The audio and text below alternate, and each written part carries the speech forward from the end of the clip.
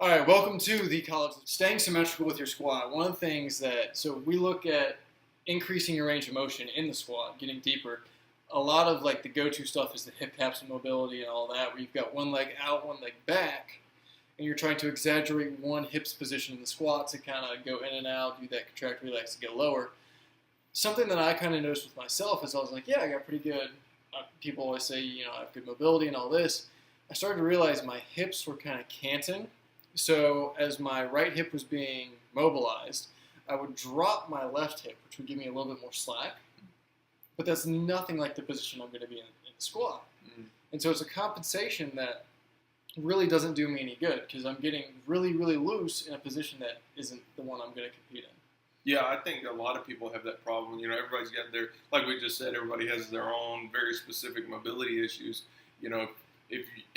Nobody's perfectly symmetrical. Nobody's going to have the same, have the same mobility on both sides unless you're absolutely perfect. But just daily life, how different things hit us and injuries and all these crazy things, we're going to be a little different side to side. So it's really easy whenever you're doing that mobility to cater one side over the other.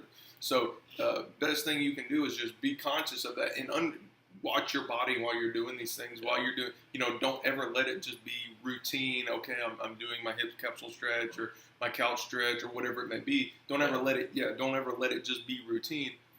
Always check yourself. Always be running that self-diagnostic and say, okay, am I square? Are my shoulders where they need to be? Am I keeping my chest exactly where it needs to be? All these little things, because it all adds up.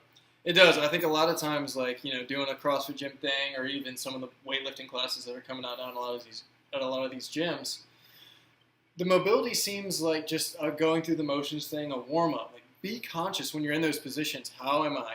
Am I squared up? Is this the same position? And how can I force myself through more range of motion through that contract, relax cycle? Yep, I agree with that.